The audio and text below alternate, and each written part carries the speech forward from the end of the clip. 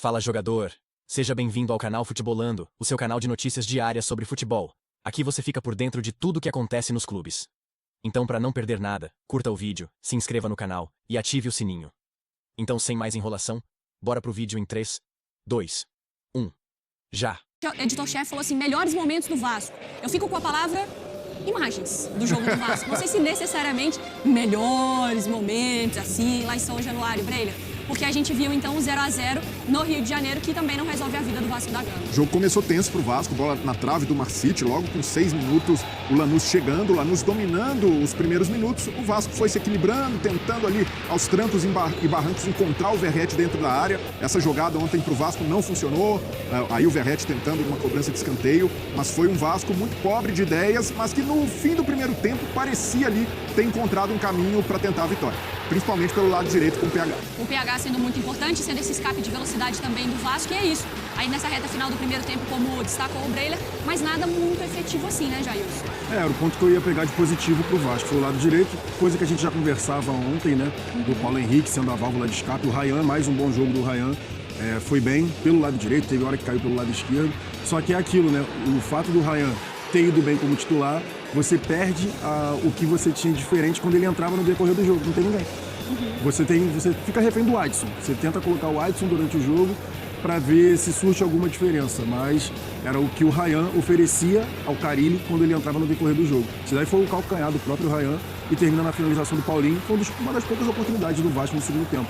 Fisicamente, a equipe cansou na segunda etapa e ofereceu menos perigo do que no primeiro tempo. As finalizações saindo normalmente do gol, né? Não necessariamente nem o próprio Léo Jardim, a gente viu bastante também em atuação. Vamos para as explicações de Fábio Carille, mais uma vez, xingado. Começando pelas vaias, xingo. Isso aí aconteceu com a gente ganhando, eu não poderia esperar nada de diferente com empate ou derrota em casa. Não tem nada de diferente, não tem nada de absurdo, normal. Estamos muito dentro da competição ainda. Muito, né? Esses times vão lá na altitude ainda, o Lanús tem que ir lá, a gente sabe que não é fácil lá, só depende da gente. É muito importante somar os pontos, principalmente os de casa.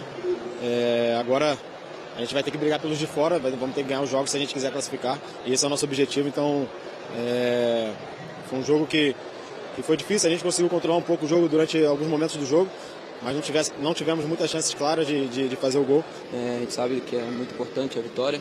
A gente sabe que não foi o resultado que a gente quis, que a gente queria, que a gente impôs nosso jogo, tentamos fazer o gol, mas só que às vezes a bola não entra. Vamos para os números do jogo, então, empate em 0 a 0. O Vasco teve mais posse de bola. O Lanús teve até uma finalização a mais, olha, 13 contra 14. Mas no alvo, aí a gente vê como realmente foi puxado.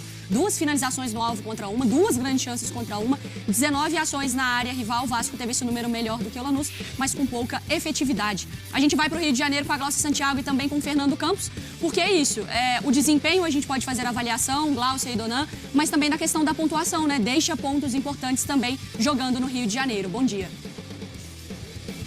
Pois é, Mari, bom dia para você, para os nossos comentaristas, para quem acompanha essa edição do Sport Center. Nós falávamos, né, antes dessa partida, como era um jogo chave, já pensando em encaminhar essa classificação. Apenas o primeiro se classifica de forma direta nessa Sul-Americana, o primeiro do grupo, né? Então passava muito por esse jogo, por ser em São Januário, por ser a disputa ali dos 2 times que estão na ponta desse grupo, enfim. Claro, ainda está muito aberto, o Carille falou, o Coutinho, todos os jogadores, quem falou pós-partida, muito dessa possibilidade ainda de classificação do Vasco. Mas o que pega muito, Dona, eu acho que é não ter muita perspectiva de ver melhora ou de ver evolução nessa equipe. Acho que reta final ali do primeiro tempo o Vasco fez ainda alguma coisa, mostrou alguma coisa de melhor, mas depois acho que o segundo tempo deixa muito claro como ainda está faltando muita ideia, está faltando muita coisa nesse time aí e a evolução parece que não vem, por isso muito da bronca das vaias da torcida. Bom dia, amigo. Bom dia, Glaucia, bom dia aos companheiros que estão no estúdio aí no Sport Center, Fã de Esporte. O resultado foi péssimo, né? Analisando aí que o Vasco tem 2 jogos agora para jogar fora de casa, né, nessa disputa. Um consegue a vaga direta, só o líder desse grupo G. O Lanús conseguiu a manutenção da liderança. Mas não só o resultado foi péssimo, a atuação foi constrangedora. Né? E ontem em São Januário, de novo, né, se manifestou contra o trabalho do Carille. Centralizar toda a culpa no Carille, eu não vou fazer isso. Eu acho que o Vasco tem problemas do seu elenco, é um elenco desequilibrado, é um elenco que precisa de pegada, é um elenco que precisa de jogadores com mais saúde mesmo, com mais capacidade de acelerar o jogo. Elenco curto também. Elenco curto, ele olha para o banco, né? Poucas opções. Mais uma vez ontem, por exemplo, teve que colocar o Alex Teixeira, para tentar modificar um cenário, e isso para mim é sintomático. O Vasco tem um problema crônico, e o torcedor vascaíno que acompanha o Vasco sabe muito bem disso, que é a parte física. Ontem no primeiro tempo, Nuno Moreira e Coutinho já estavam exaustos no primeiro tempo. No segundo tempo, um time sem força, um time lento. E para mim não tem como não analisar o campo, porque eu acredito muito no trabalho. E o trabalho do Carille é ruim.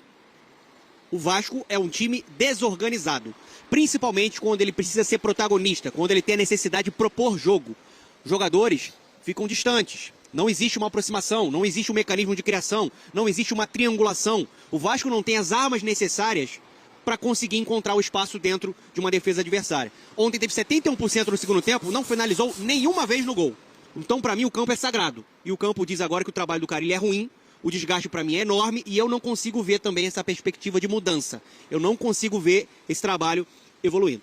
Mário, amigos, a gente vai seguir por aqui também para participar do Sport Center, falar mais sobre esse Vasco, só para arrematar. Eu acho que o Coutinho mostrou muito, principalmente no primeiro tempo, quando ele pedia ali para a turma se aproximar. E ele falava muito ali em campo, gesticulava. É muito a cena do que é isso que o Fernando falou, do que é esse Vasco nesse momento. Mário. É isso, jogador.